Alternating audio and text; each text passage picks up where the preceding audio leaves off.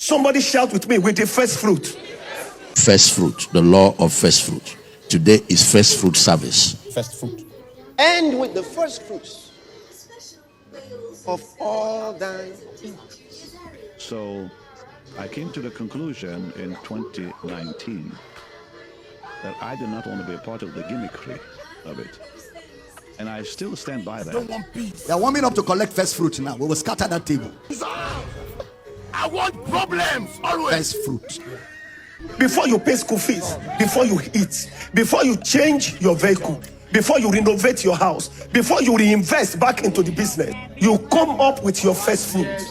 It is first thing first. Plan with your landlord that even though you're owing, you will pay in March. Because you must first of all bring first fruit to God. Don't pay school fees, don't pay rent. Bring all your income and give to God. You carry your first fruit in your hand. Father, house rent is knocking, but you are more important. Children's school fees crying, but you are more important. And to even reinvest this money back to the business, you are more important than the business. You are first. And so therefore, before I attend to any other thing, I attend to the first, because first thing first. That's not what the Bible is teaching. That's just a manipulation. That's not what the Bible is teaching. First fruit is not an offering you give to a man of God. I'm a pastor. I should like first fruit, but I will not deceive you to collect your money. First fruit is not money you give to a man of God. First fruit is a symbolic communication. And I will show you the lesson that was communicated in the first fruit. Proverbs chapter 3, verse 9. Proverbs 3:9. Proverbs chapter 3, beginning from verse 9. Let's read. 1 to go.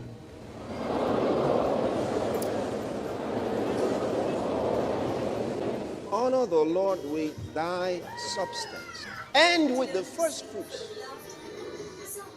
of all thine increase. Let's read it in the King James, please. Honor the Lord with your substance and with the first fruit. Somebody shout with me, with the first fruit of all your increase. Then verse 10. So shall thy barns be filled with plenty, and thy presses shall burst out with new wine. And these are the kind of texts that are misunderstood. They think God is saying, you know, honor the Lord with your first fruit and all that. They think God is giving them a principle of prosperity, a money scheme, or a formula, or a principle of increase. You know, people assume that what Solomon is saying in Proverbs 3:9 is that at the beginning of every year, if you want your barns to increase, don't pay school fees, don't pay rent, bring all your income and give to God. Plan with your landlord that even though you're owing, you will pay in March. Because you must first of all bring first fruit to God. You know, the truth of the matter is that you cannot have increase by giving. Turn to your neighbor, say, neighbor, the truth of the matter, you cannot increase by giving. Say it again, you cannot increase by giving. And Solomon knows it. Solomon, who wrote that scripture, knows it. He expects you to know it. Giving is honor. Giving is godly. But giving is not to prosper. Giving is honor. Giving is godly. But giving is not to prosper. This is the challenge with many Pentecostal charismatics. They live in a delusion. So everything that happened to them materially, they say it's because I gave. So one of the things that didn't happen even though you gave. What about those who gave and reduced? Listen carefully, everybody. No pastor can teach you how to prosper. Say that to your neighbor in capital letters. Say it again. I say it in capital letters. I want it to enter so that even if by mistake you're in a bad dream and a pastor is using Bible to teach you to prosper, you will wake up from the dream. The people that can teach you how to prosper may not even be Christians. They may never have been to church and they may hate God, but they have the keys of wealth creation in their hands. Are you hearing what I'm saying? The law of first fruit. And you see that word first, it means the law of priority. The things you put first and every other thing will work.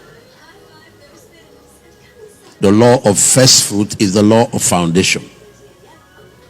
You put it first, then it carries the rest of the building. One of the fundamental principles that govern abundance Supernatural supplies in this kingdom is first principles. Everybody shout with me, first principles. Can you please scream it authoritatively? Can you scream it convincingly? It's the master key to wealth. If you go to university and read business admin for 4 years, you spend 4 years in the university consuming textbooks, consuming materials, and understudying businesses and patterns globally.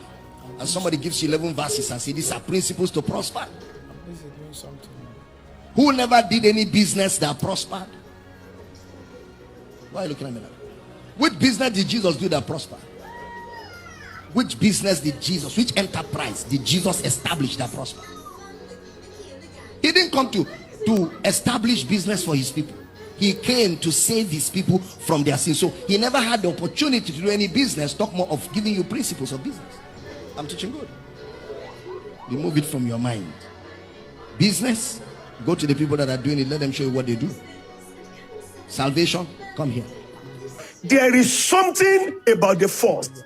It's been discovered that the first letter, I mean alphabet, A, if you remove it, 40% of all English word will be lost. Again, money is too filthy to buy the treasures of God's kingdom. That's why when Simon Magus, the founder of the materialistic prosperity gospel that even the proponents are running away from now in style. Running away how? They are escaping from that useless, stinking, smelly gospel.